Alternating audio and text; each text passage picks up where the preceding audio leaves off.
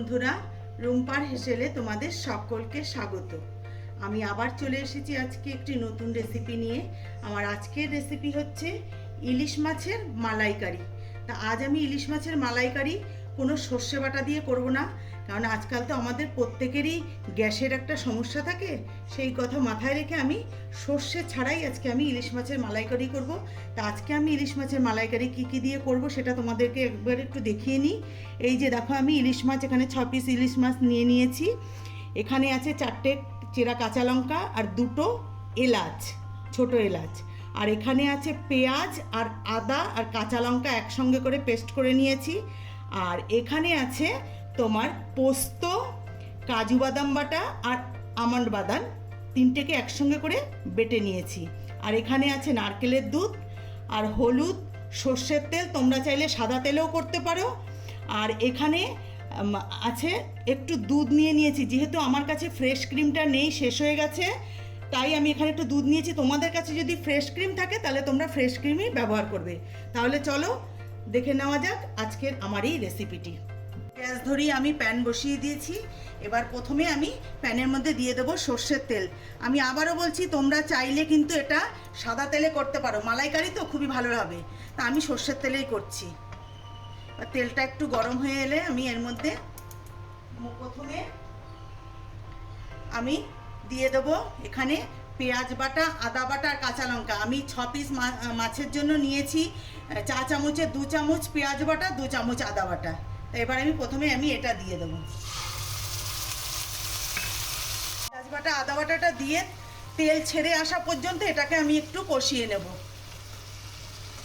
পেঁয়াজ বাটা আর আদা বাটার কাঁচা গন্ধটা চলে গেছে আর তেলও ছেড়ে দিয়েছে।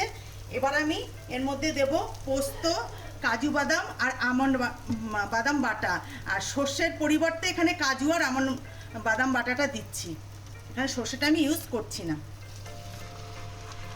কেন সবারই আজকাল গ্যাসের ভীষণ প্রবলেম। সেই কথাই ভেবে আমি এটা এইভাবে রান্নাটা করছি। তোমাদের কিন্তু প্রথম থেকে শেষ পর্যন্ত এই রান্নাটা দেখার অনুরোধ রইল, তবেই বুঝতে পারবে আমি কিভাবে কি রান্নাটা করছি। এবার আমি এটাকে ভালো করে কষিয়ে নেব। মশলা থেকে তেল প্রায় ছেড়ে এসছে। এবার আমি এর মধ্যে সামান্য, বেশি না, সামান্য একটু হলুদ ব্যবহার করছি। তোমরা চাইলে করতেও পারো, নাও করতে পারো। আর এবার এর মধ্যে আমি দিয়ে দেবো সামান্য পরিমাণে লবণ। আর দেবো এর মধ্যে গোটা 2টো এলাচ। আমি তেলের মধ্যে দিইনি, এইভাবেই দিতে হবে। 2টো এলাচ দিয়ে দিলাম। আর দেব 4টে চেরা কাঁচা লঙ্কা। এবার এগুলোর সঙ্গে কিছুক্ষণ আবার একটু কষিয়ে নেব। সম্পূর্ণ কষানো হয়ে গেছে। এবার আমি এর মধ্যে দেব নারকেলের দুধ।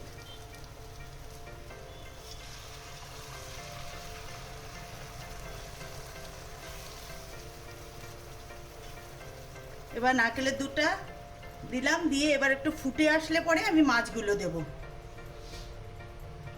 নারকেলের দুধটা দেওয়ার পরে ফুটে উঠেছে। এবার আমি এর মধ্যে দিয়ে দেব ইলিশ মাছগুলো।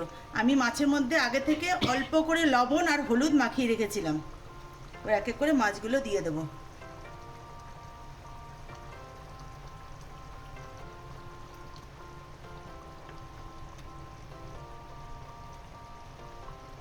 এবার আমি এই 1 পিঠ হতে দেবো ঢাকনা দিয়ে ঢেকে, পরে আবার আমি উল্টে দেব।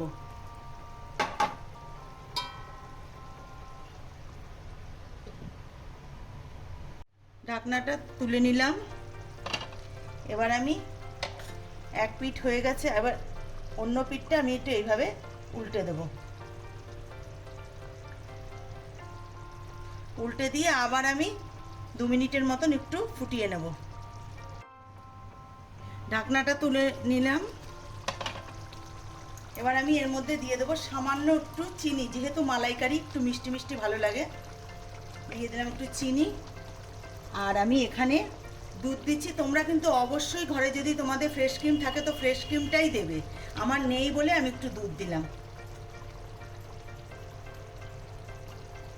এবার আমি গ্যাসটা বন্ধ করে দিয়ে নামিয়ে নেব। এইটুকুনি গ্রেভি আমি রাখবো, হয়ে গেছে। এবার আমি তোমাদেরকে নামিয়ে নিয়ে দেখাচ্ছি।